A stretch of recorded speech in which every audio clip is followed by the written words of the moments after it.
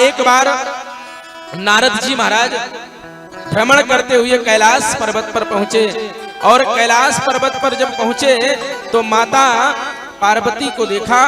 पार्वती मैया ने कहा, देखिए आप जैसे संतों का दर्शन हो गया, बहुत अच्छा, हमारे पति बहुत प्रेम करते हैं हमसे। नारद जी ने कहा, वो हो मैया को अहंकार आ गया है, लाओ हम इनका टेस्ट ले लेते हैं।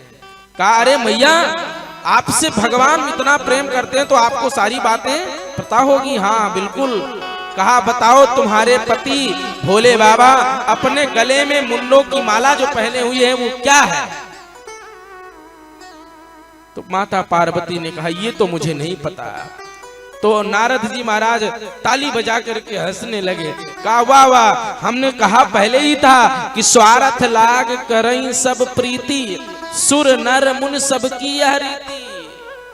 अरे तुम पत्नी हो तो पत्नी को तो पता होना चाहिए, और पत्नी को भी नहीं बताया, इसका मतलब इतना कह करके नारद जी महाराज चल दिए। माता पार्वती एकदम क्रोध भाव से बैठ गई।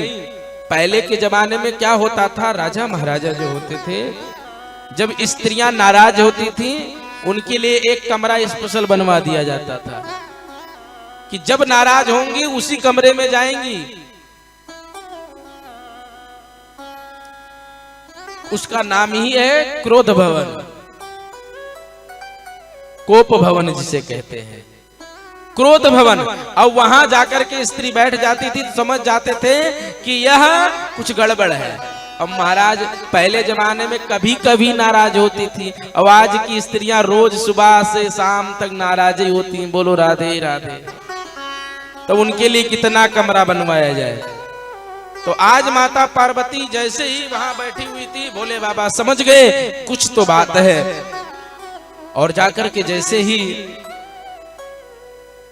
पूछा तो कहा, देखो प्रभु आप देव हैं और महादेव भी कहा गया आपको, आप बहुत कपटी हैं, बताओ आप ये मुंडों की माला कैसे पहने? कहा, अरे देवी मैं तुमसे बहुत प्रेम करता हूं इसलिए ये मुंडों की माला बना करके पहना हूं। कहा, कैसे? कहा, ये जब जब तुम मर जाती हो तो तुम्हारे ही उस शरीर के मुंडों की माला बना करके मैंने पहन लिया है। तो कहा, अरे प्रभु मैं मर जाती हूँ, आप क्यों नहीं मरते हो? कहा, हमने तो अमर कथा का पान किया है, अगर तुम भी अमर कथा का पान कर लो तो तुम भी कभी नहीं मरोगी। कहा, हमको भी अमर कथा का पान करना है। और इधर भोले बाबा जाकर के बैठ गए और माता पार्वती को अमर कथा का पान कराने के लिए सोचने लगे। ये अमर कथा कौन है? ये भागवत कथा ही अमर कथा है। माता पार्वती से कहा, जाओ देखाओ कोई है तो नहीं। और जब माता पार्वती देख करके आई तो एक तोते का अंडा पड़ा हुआ था। तो मैया ने समझा कि इसमें अभी तो जीव भी नहीं है, ये क्या अभी करेगा कुछ। तो मैया ने कहा, हमने तो देख लिया कहीं कुछ भी नहीं है। और भोले बाबा माता पार्वती को अमर कथा का पान कराने लगे। और भगवान भोले बाबा ने कहा, जब मैं कथा सुनाऊंगा तो बीच बीच में भगवान का नाम लेते रहना, नहीं तो मुझे पता नहीं चलेगा। जैसे पहले के जमाने में माताएं अपने पुत्रों को कहानियां सुनाती थी तो कहती थी एक राजा था, तो सुनने वाला क्या कहता था? हूं, तो उच्चारण करता था। आजकल के तो टीवी देखने से, मोबाइल देखने से ही समय नहीं मिलता है।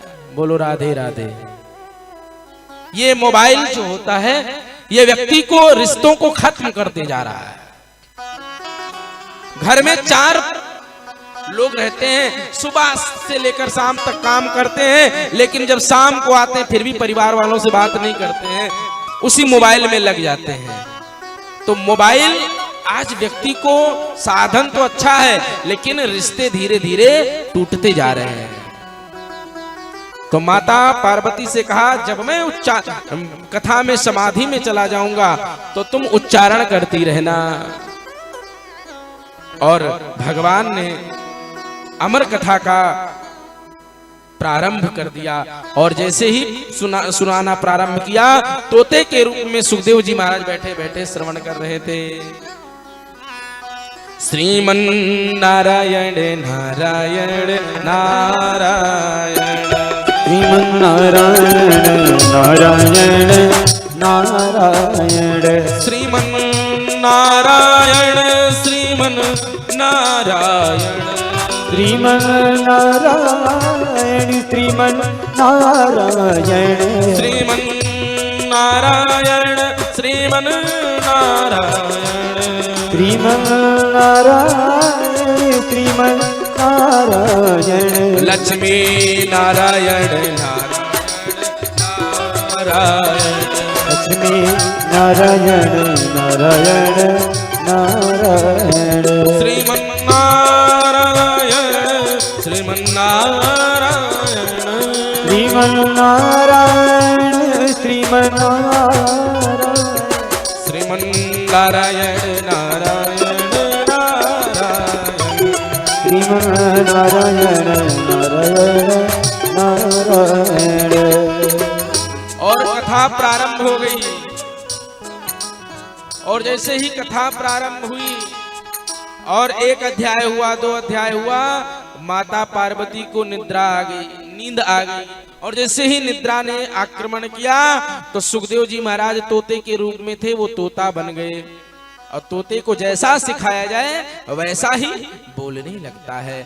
और जैसे ही माता पार्वती को निद्रा आ गई, उसी समय उसी स्वर में सुखदेव जी महाराज उच्चारण करते रहे।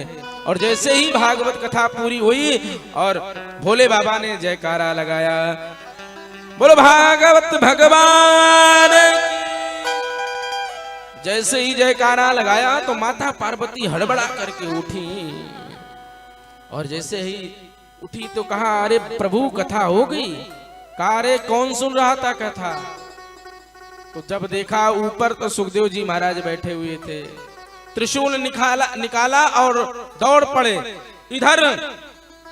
जैसे ही दौड़ पड़े इधर, व्यास जी की पत्नी का नाम था पिंगला, वो जमुआई ले रही थी। सुखदेव जी महाराज हांफते हुए दौड़ते हुए, और जैसे ही जमुआई लिया और जमुआई के माध्यम से भगवान सुखदेव जी उदर में यानी गर्भ में प्रविष्ट हो गए।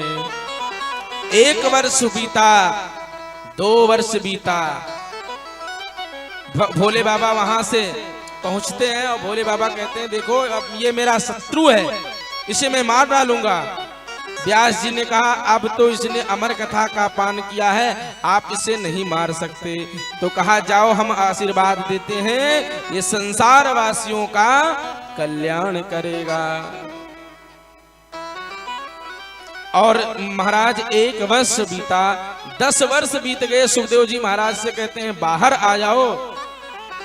सुखदेव जी कहते हैं, नहीं आएंगे, क्योंकि जैसे धूल जो होती है कीचड़ में पड़ने के बाद वह भी कीचड़ हो जाती है, उसी प्रकार भगवान से हम वादा करके आते हैं, अरे प्रभु एक बार गर्भ से निकाल दो, हम आपका भजन करेंगे। लेकिन जैसे ही भजन के नाम से भगवान भेजते हैं और जैसे ही माया में लिप्त होता है, ठाकुर जी को भूल जाता है।